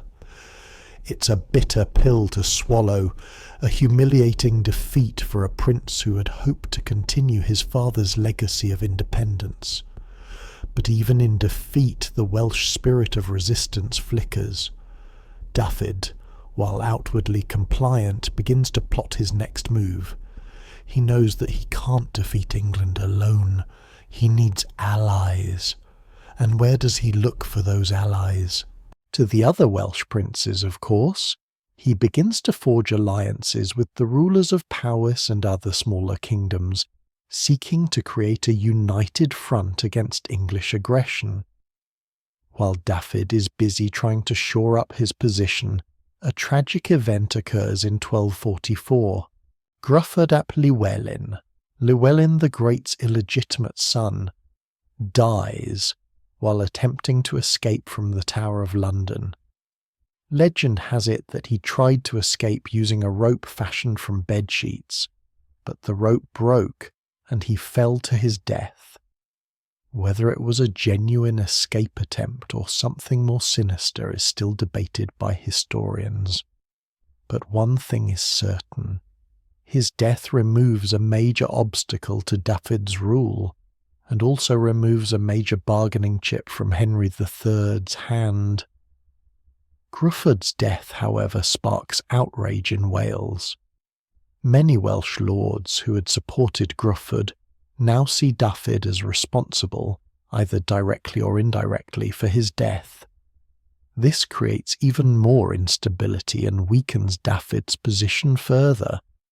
Now, with Gruffudd out of the picture, you might think Dafydd's position is secure. But you'd be wrong. The Welsh political landscape is like a game of whack-a-mole. As soon as you knock one problem down, another one pops up. Dafydd, despite his efforts, is unable to unite all of Wales behind him. His rule is plagued by internal rivalries and English interference. He faces constant rebellions and challenges to his authority. He is forced to spend much of his reign fighting to maintain his grip on power. In 1246, Dafydd ap Llywelyn dies without a clear heir. His death throws Wales into another succession crisis. The dream of a unified, independent Wales, so carefully nurtured by Llywelyn the Great, seems to be slipping away. But fear not, for from the ashes of Dafydd's failed reign, a new leader emerges, a leader who will once again unite Wales and challenge English dominance. His name, Llywelyn ap Gruffudd, Gruffudd's son, the Llywelyn the Last. Llywelyn ap Gruffudd, unlike his uncle Dafydd, is a charismatic and skilled leader. He quickly gains the support of many Welsh lords who are tired of the infighting and English interference. He sees an opportunity to restore Welsh independence and reclaim his grandfather's legacy. Llywelyn, however, isn't the only claimant to power. His younger brother, Dafydd ap Gruffudd, yes, another Dafydd, also has ambitions. The two brothers initially rule jointly, but their relationship is fraught with tension and rivalry. It's like a medieval sibling rivalry on steroids, with the fate of Wales hanging in the balance. Llywelyn, being the more ambitious and capable of the two, quickly asserts his dominance. He understands that to achieve his goals he needs to secure recognition from the English crown. So he enters into negotiations with Henry III. These negotiations, however, are long and arduous. Henry, still smarting from his previous defeats at the hands of Llywelyn the Great, is reluctant to concede any ground. He demands a hefty price for recognising Llywelyn's claim to the title of Prince of Wales. Finally, in 1267, after years of negotiations and political manoeuvring, Llywelyn and Henry reach an agreement. The Treaty of Montgomery is signed, in which Henry recognises Llywelyn as Prince of Wales. In return, Llywelyn pledges allegiance to Henry and agrees to pay him a substantial sum of money. The Treaty of Montgomery is a triumph for Llywelyn. It marks the first time that an English monarch has formally recognised a Welsh ruler as Prince of Wales. It gives Llywelyn legitimacy and strengthens his position both at home and abroad. It's a moment of immense pride for the Welsh people, a validation of their long struggle for independence. For a brief moment it seems as if Llywelyn ap Gruffudd has finally achieved what his grandfather had only dreamed of, a truly unified and independent Wales. But as we know, peace in medieval Wales is always fleeting. The seeds of future conflict have already been sown. The treaty is tenuous, the English king is unreliable, and Llywelyn's own ambition might just be his undoing. The stage is set for another dramatic chapter in the history of Wales, and believe me, it's going to be a doozy. So, Llywelyn ap Gruffydd, our newly minted Prince of Wales, finds himself in a rather enviable yet precarious position. He's got the crown, or rather the coronet. He's got the recognition, grudging as it may be, from Henry III, and he's got Wales, or most of it anyway. But as any seasoned gambler knows, sometimes the hand you're dealt looks a lot better than it actually is. And Llywelyn, he's about to find out just how high the stakes really are. The Treaty of Montgomery, that parchment promise of peace, sits heavy on the table. It feels less like a binding agreement and more like a ticking clock. We all know. Henry III isn't thrilled to have a strong, unified Wales breathing down his neck. He sees Llywelyn not as a fellow monarch, but as a rebellious vassal, a thorn in the royal side just waiting to be plucked. And Henry is nothing if not patient. He'll bide his time, probe for weaknesses, and wait for the opportune moment to strike. Llywelyn isn't blind to this, of course. He's spent years navigating the treacherous waters of Anglo-Welsh politics. He knows that treaties are only as good as the willingness of both parties to uphold them, and he has a sneaking suspicion that Henry's willingness is wearing thin already. So, what's a prince to do? He can't simply sit back and wait for the English to pounce. He needs to consolidate his power, strengthen his defences, and perhaps most importantly keep his own house in order. And that, dear friends, is where things get complicated. You see, Llywelyn's greatest challenge isn't necessarily the English, it's Dafydd. Ah, yes, Dafydd, his brother. The same Dafydd who had also been imprisoned by Henry III. The same Dafydd who, upon their joint release, swore fealty to Llywelyn. The same Dafydd who... the same Dafydd who is ambitious, resentful, and, let's be honest, a bit of a loose cannon. Remember all that talk about Welsh unity? It sounds great on paper, doesn't it? A nation standing shoulder to shoulder, united against a common enemy. But the reality is far messier. Old rivalries die hard. Petty squabbles erupt over land, titles, and perceived slights. And Dafydd, bless his heart, seems determined to fan those flames. Llywelyn, with the weight of a principality on his shoulders, tries to appease his brother. He grants him lands, bestows titles, showers him with gifts, but nothing seems to satisfy Dafydd's simmering discontent. He feels slighted, overlooked, deserving of more. He whispers in the ears of disgruntled nobles, stokes old grievances, and generally makes a nuisance of himself. Is it jealousy? Perhaps. Dafydd likely sees Llywelyn basking in the glory of leadership, while he, Dafydd, is relegated to a supporting role. Or maybe it's something deeper, a fundamental difference in their personalities and approaches to governance. Llywelyn is pragmatic, cautious, a master of diplomacy. Dafydd is impulsive, hot-headed, prone to rash decisions.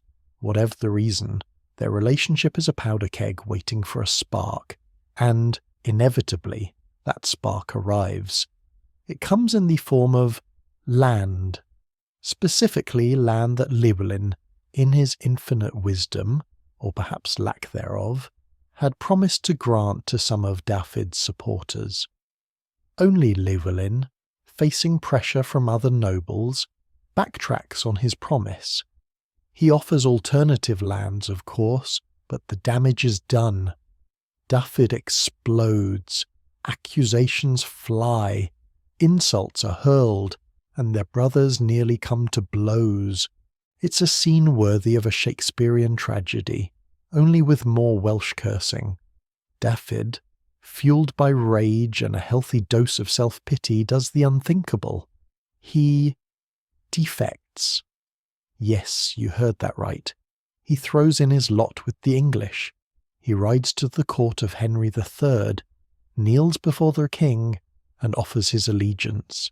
He promises to help Henry subdue Wales, to betray his own brother, his own people. The news sends shockwaves through Wales. Disbelief, anger, and a deep sense of betrayal wash over the land. How could Dafydd do this? How could he turn his back on his own kin? Llywelyn is stunned. He never imagined that Dafydd would go this far. He had hoped, perhaps naively, that their brotherly bond would outweigh their differences. He's wrong. Henry III, predictably, is delighted. He welcomes Dafydd with open arms, showering him with titles, lands, and promises of future rewards. He sees Dafydd as the perfect tool to undermine Llywelyn, to sow discord and weaken Welsh resistance. And it works. With Dafydd's help, the English launch a new offensive against Wales. They attack from multiple directions, exploiting the divisions that Dafydd has so skillfully cultivated. Castles are besieged, villages are burned, and the Welsh countryside is once again plunged into war. Llywelyn finds himself fighting on multiple fronts. He's battling the English, he's dealing with internal rebellions, and he's haunted by the betrayal of his own brother. The Treaty of Montgomery is now nothing more than a faded memory, a testament to the futility of trusting the English. This time, however, Llywelyn is ready. He has learned from past mistakes. He has strengthened his defences, forged alliances with other Welsh lords, and most importantly, he has the support of the people. They see him not just as a prince, but as a symbol of Welsh resistance, the embodiment of their hopes for freedom and independence. The war is long and brutal. Fortunes ebb and flow. The English, with their superior resources and manpower, make significant gains. But the Welsh, fighting on their own soil, fiercely defend every inch of their territory. They harass the English supply lines, ambush their patrols, and wage a relentless guerrilla war. Llywelyn, despite the odds, proves to be a brilliant military commander. He leads his troops with courage and skill, inspiring them to fight beyond their limits. He uses his knowledge of the terrain to his advantage, luring the English into traps and ambushes. One particularly daring raid sees Llywelyn's forces recapture several key castles, including the strategically important Builth Castle. This victory, though costly, is a major morale boost for the Welsh and a significant setback for the English. Henry III, frustrated by the Welsh resistance, resorts to increasingly desperate measures. He offers huge rewards for Llywelyn's head. He threatens to burn every village in Wales, and he even tries to bribe Llywelyn's own soldiers to betray him. But Llywelyn remains defiant. He rallies his people, reminding them of their history, their culture, and their unwavering desire for freedom. He tells them that they are fighting not just for themselves, but for their children, their grandchildren, and for generations to come, and the Welsh people respond. They fight with a ferocity that surprises even themselves. They endure hardship, they suffer losses, but they refuse to surrender. As the war drags on, Henry III's resolve begins to waver. He realizes that conquering Wales is proving to be far more difficult and costly than he had anticipated. His advisors urge him to negotiate a truce, to find a way to end the conflict before it bankrupts the English treasury. And so, after years of bloodshed and turmoil, another treaty is signed. This time, however, the terms are different. Llywelyn, having proven his strength and resilience, is in a much stronger negotiating position. He demands greater concessions from the English, including recognition of Welsh laws and customs and guarantees of Welsh autonomy. Henry III reluctantly agrees. He knows that he has no other choice. He's beaten, for now. The war ends.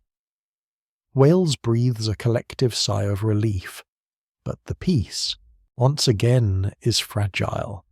The seeds of future conflict have already been sown, and Llywelyn knows that he must remain vigilant, that he must continue to defend his people against the ever-present threat of English aggression.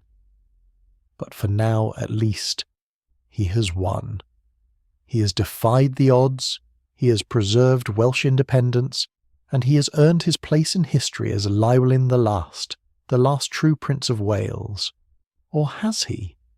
Because the thing about history is, it's never really over, is it?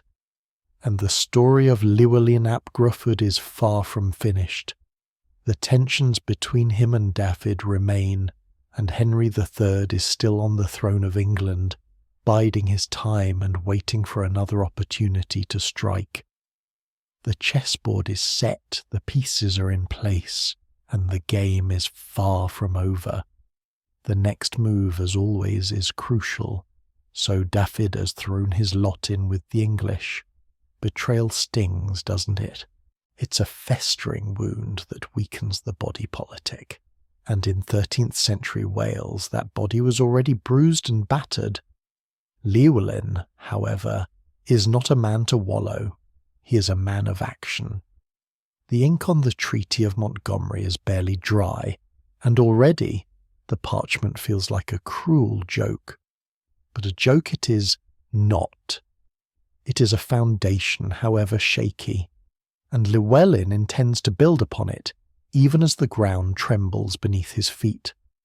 We find him not in his opulent court at Garth-Selen, though opulent is perhaps too generous a term for even the finest Welsh stronghold, but in the field. He's not wearing his princely robes, but practical leather and chainmail, the metal glinting dully beneath the perpetually overcast Welsh sky. He is surrounded by his commanders, men whose faces are etched with worry, but whose eyes hold a spark of fierce loyalty. Dafydd's treachery is a blow, Llywelyn admits, his voice resonating with a quiet strength. But it is not a fatal one. Henry believes he can divide us, conquer us through our own kin. We will show him the mettle of the Welsh. We will show him that the bonds of kinship, though strained, are nothing compared to our love for our land. A murmur of agreement ripples through the assembled warriors. There's a grim determination in their eyes. They faced down the English before, and they will do so again. But this time, it's different. This time, there's a brother fighting against brother, a Welshman leading the charge for the English king. That kind of poison seeps into the soul. Llywelyn wastes no time. He understands the strategic implications of Dafydd's defection. Dafydd knows the land, the fortifications, the weaknesses in Llywelyn's defences. He knows the loyalties of the local lords, who might be swayed by promises of English gold and power. We must secure the border, Llywelyn commands, pointing to a map etched in the dirt with the tip of his sword. Strengthen the garrisons at Dolfawyn and Builth. Prepare for raids from the east, and, he pauses, his gaze hardening, we must make an example of those who would side with Dafydd. It's a harsh decree, but a necessary one. Llywelyn knows that fear can be a powerful weapon. He needs to demonstrate that loyalty to Wales, to him, is the only path to survival. The next few weeks are a whirlwind of activity. We see the clang of hammers as fortifications are reinforced, the rhythmic tramp of marching feet as troops are deployed, the flickering light of torches in the night as scouts patrol the borders, Wales is bracing for war. Again. Meanwhile, what of Dafydd? He is received with open arms by Henry III. The English king sees him as a valuable pawn, a key to unlocking the door to Welsh subjugation. Dafydd is showered with titles, lands, and promises of even greater rewards. He feasts in English halls surrounded by English lords, but does he truly belong? We doubt it. There's a haunted look in his eyes, a flicker of doubt that betrays his ambition.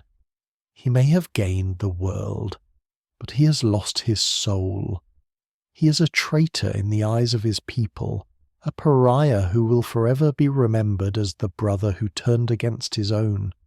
Henry, of course, is too blinded by his own ambition to see the cracks in Dafydd's facade. He believes he has finally found the key to breaking Llywelyn's power. He begins to plan his next move, a full-scale invasion of Wales, with Dafydd leading the way.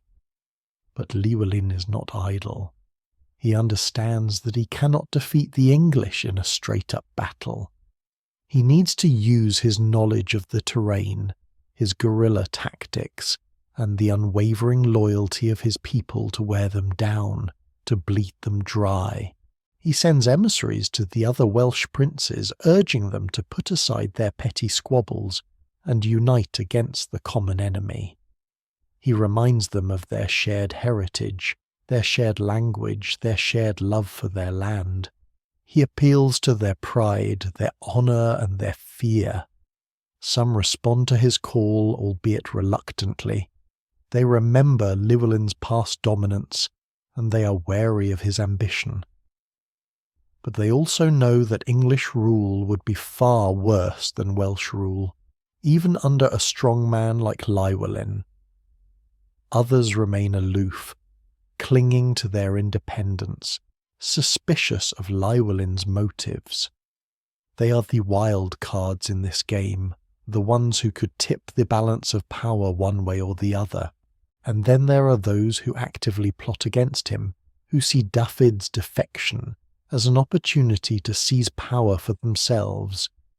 They are the vipers in the grass, the ones who will strike when you least expect it. Llywelyn knows he cannot trust anyone completely. He is surrounded by enemies, both internal and external. He is walking a tightrope, with the fate of Wales hanging in the balance. But he perseveres. He travels from village to village, rallying his people, reminding them of their strength, their resilience, their unwavering spirit. He speaks of the past glories of Wales, of the heroes who fought for their freedom, of the sacrifices they made. He inspires them with his words, his presence, his sheer force of will. And they respond. They offer him their sons, their livestock, their meagre savings. They pledge their loyalty, their courage, and their lives. They are the backbone of Wales, the ones who will never give up, no matter how dire the circumstances. As the English army gathers on the border, Llywelyn prepares for the inevitable. He knows that this will be the greatest test of his leadership, the ultimate battle for the soul of Wales. He knows that the odds are stacked against him, that the enemy is stronger, better equipped, and better organised. But he also knows that he has something that the English do not, the unwavering support of his people. He has the mountains, the forests, and the valleys of Wales on his side. And he has the burning desire to protect his land, his heritage, and his freedom. We see him, one last time before the storm breaks, standing atop a windswept hill, gazing out at the vast expanse of his kingdom. The clouds are gathering. The air is thick with anticipation. He is a solitary figure, silhouetted against the darkening sky. But he is not afraid. He is ready. He draws his sword, the steel flashing in the fading light. He raises it high above his head, a symbol of defiance, a beacon of hope. Quote, Twelesome, he cries, his voice echoing across the land. Quote, 13. And the hills answer him with a roar that shakes the very foundations of the earth. The storm is coming, and Wales is ready to meet it. But is she truly ready? We know what's coming. We know the weight of English arms, the treachery that festers, the slow, grinding inevitability of conquest. Is Llywelyn's defiance enough? Or is he merely delaying the inevitable? These are questions that history, with its cruel and unwavering gaze, will soon answer. The uneasy calm before the storm is shattered as border skirmishes begin. English soldiers, emboldened by Dafydd's knowledge and fuelled by promises of plunder, probe Welsh defences. Small villages are raided, livestock stolen, and homes burned. The whispers of fear turn into screams of terror. Llywelyn's strategy is one of attrition.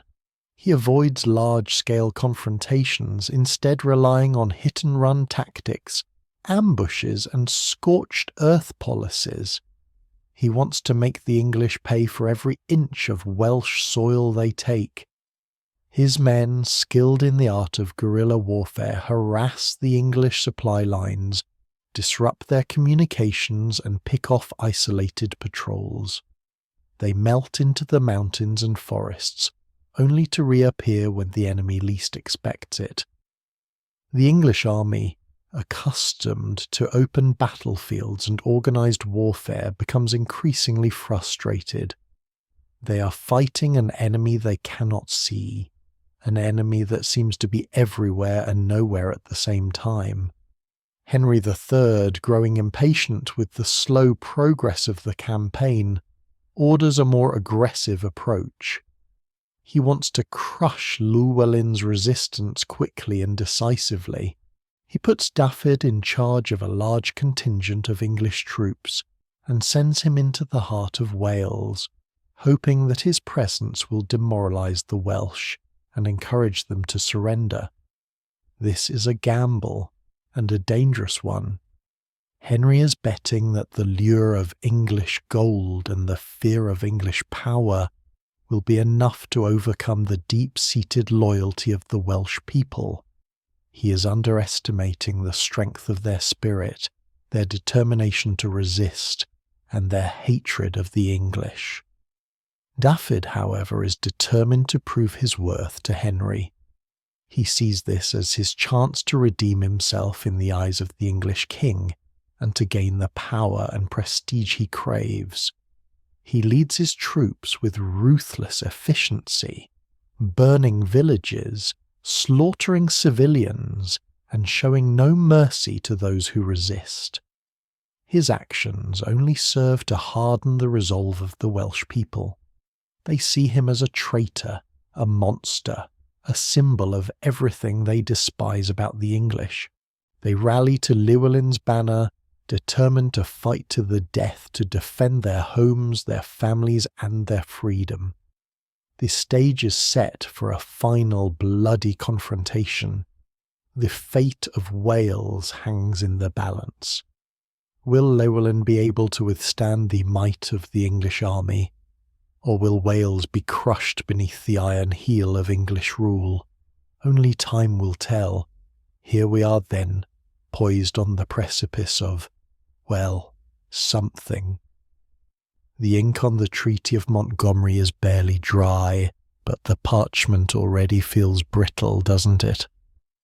A faint scent of almond from the ink mixes with the earthy smell of the cellar where I'm writing, but overriding both is the metallic tang of fear. You can practically smell the impending conflict, can't you? It's like the air before a thunderstorm, thick and heavy, charged with an energy that makes your hair stand on end. After all, how long could peace truly last when one side, our side, simply wanted to be left alone, to farm our land and sing our songs, and the other, well, the other had a crown-shaped itch it desperately wanted to scratch on Welsh soil. a constant gnawing desire that whispered promises of glory and dominion. The years following the Treaty of Montgomery, picture this. A farmer, old Bledin, let's say, his face etched with the wisdom and weariness of the land. He's enjoying a brief spell of sunshine after a particularly violent downpour, his calloused hands testing the soil, knowing full well that another storm is brewing on the horizon. He sees the dark clouds gathering in the west, hears the distant rumble of thunder echoing in the valleys. That was Wales. We had de jure recognition of Llywelyn ap Gruffydd as Prince of Wales. De jure, Latin for in law, or perhaps more accurately, quote, 14. A fancy phrase that meant little when weighed against the ambitions of a king. Henry III, ever the schemer, never truly relinquished his desire to bring Wales to heel. He just bided his time, like a cat watching a mouse hole, his eyes narrowed, patient, waiting for the opportune moment to pounce. I remember seeing him once from afar during negotiations. He seemed small, almost frail, but his eyes held a cold, calculating glint that sent a shiver down my spine. Llywelyn, to his credit, used this period of relative peace to consolidate his power further. He wasn't stupid. He knew the English wouldn't just leave us alone, content to let us be. He understood that peace was merely a temporary reprieve, a chance to prepare for the inevitable. Fortifications were strengthened. The old stone walls of Dolwyddelan Castle were reinforced, and new watchtowers were built along the border. Alliances were forged, or at least attempted. Those pesky Marcher lords were a constant thorn in our side, weren't they? The Mortimers, the de Browses, the Bohuns, each a petty king in his own right, constantly raiding our lands and stirring up trouble. He continued to promote Welsh law and culture, fostering a sense of national identity that transcended the old kingdom boundaries. He commissioned bards to write poems and songs, celebrating Welsh history and traditions, reminding us of who we were and what we stood for. He was, in effect, building a nation brick by bloody brick. But building a nation takes more than just stone and mortar, doesn't it? It takes more than just laws and poems. It takes unity, a shared purpose, a collective will to defend what is ours. And unity, as we've seen time and again, was a commodity in short supply in Wales. It was like trying to herd sheep, each one stubbornly determined to go its own way. Remember Dyfed? Oh, Dyfed, my own cousin, twisted by ambition and spite. Where do we even begin with Dyfed after his little defection? To the English, you might think he'd slink off into the shadows, a disgraced figure, forever shunned by his own people, his name whispered with contempt. You'd be wrong. You'd be sorely mistaken. I remember the day he left. He stood before us, his face pale but defiant, his eyes burning with a strange mixture of anger and fear. I am doing what is best for Wales, he declared, his voice trembling slightly. Llywelyn's pride will be our undoing. Lies, all lies. Dyfed, fueled by some unholy cocktail of ambition, resentment, and sheer bloody-mindedness, remained a constant irritant. He was like that pebble in your shoe you just can't seem to shake out, always there, rubbing you raw, reminding you of the pain. He received lands and titles from the English crown, becoming a puppet ruler in areas bordering Gwynedd. He was given Cresieth Castle, a symbol of our power, and used it as a base to plot against us. He used his position to undermine Llywelyn, spreading dissent and encouraging those who still harboured resentment towards the prince. He whispered promises of wealth and power to those who would betray their own people. His actions created a deep rift within Welsh society. Families were divided. Brothers turned against brothers. Loyalties were questioned. Neighbours eyed each other with suspicion. The very fabric of our communities was strained, torn apart by mistrust and fear. It was a masterstroke of English policy, really. Divide and conquer. They'd been doing it for centuries, hadn't they? And we, with our stubborn individualism and penchant for squabbling, often made it far too easy for them. We were like a flock of birds, easily scattered by a well-aimed stone. Meanwhile, across the border, Henry III was facing his own problems. Rebellious barons, financial woes, general discontent. England wasn't exactly a picture of stability either. Simon de Montfort and his rebellion had shaken the kingdom to its core. But even with his troubles, Henry never lost sight of Wales. He saw Llywelyn's growing power as a direct threat to his authority. He viewed the Treaty of Montgomery as a temporary inconvenience, not a lasting settlement. He was like a chess player, always thinking several moves ahead, plotting his next attack. The spark that ignited the powder keg. It wasn't some grand political manoeuvre or a calculated act of aggression. It was something far more mundane, a land dispute, as insignificant as a misplaced stone that triggers an avalanche. Yes, you heard that right. A land dispute. A petty squabble over a few acres of land. Grufford ap Gwenwynwyn, the Lord of Powys, a long-time rival of Llywelyn, because of course he was, decided to build a castle at Dolfawyn, strategically located on the border between Powys and Gwynedd. The stones of the castle seemed to mock us, a constant reminder of our division. Llywelyn saw this as a direct challenge to his authority.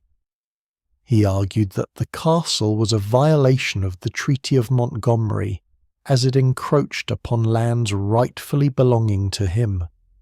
He sent messengers to Henry, demanding that the construction be stopped. But his pleas fell on deaf ears. Henry naturally sided with Grufford.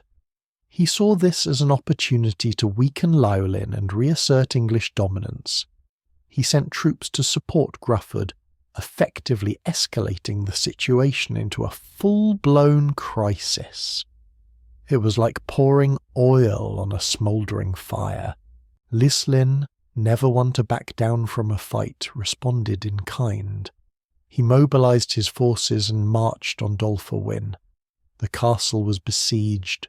Skirmishes broke out along the border. The fragile peace was shattered. The air was filled with the clash of steel, the screams of men, and the acrid smell of burning wood. War had come to Wales again, a familiar unwelcome guest. This time, however, things were different. Henry III was dead, replaced by his son, Edward I, a very different kind of king. Edward was ambitious, ruthless, and strategically brilliant. He possessed a steely determination that Henry lacked. He saw Wales not just as a troublesome neighbour, but as an integral part of his kingdom, a piece of the puzzle that needed to be brought under his control, permanently. He was like a blacksmith, determined to hammer us into shape. Whether we liked it or not, Edward began a systematic campaign to isolate Llywelyn. He cultivated alliances with disgruntled Welsh lords, exploiting existing rivalries and offering them land and titles in exchange for their loyalty. He understood the importance of dividing his enemies. Dafydd, predictably, was right there in the mix, whispering poison into Edward's ear and eagerly assisting in the dismantling of his brother's power. He was like a Judas, betraying his own kin for a fistful of silver. Edward also launched a propaganda campaign, portraying Llywelyn as a tyrant and a rebel, a threat to peace and stability. He skillfully manipulated public opinion both in England and in Wales, turning people against the prince. He used the church to spread his message, painting Llywelyn as a heretic and a threat to Christendom. But most importantly, Edward prepared for war. He amassed a massive army, far larger and better equipped than anything Wales had ever faced. He built a network of castles along the border, formidable fortresses designed to project English power and control the Welsh countryside. Flint, Rhuddlan, Builth Wells. These were not just castles, they were symbols of English ambition, iron fists clenched on Welsh soil, a constant reminder of our subjugation. They were designed not just to defend, but to intimidate. Llywelyn, despite his best efforts, found himself increasingly isolated. His alliances were crumbling, his resources were dwindling, his people were weary of war. The odds were stacked against him, perhaps more so than ever before. He was like a lone wolf, surrounded by a pack of hungry hounds. And Dafydd?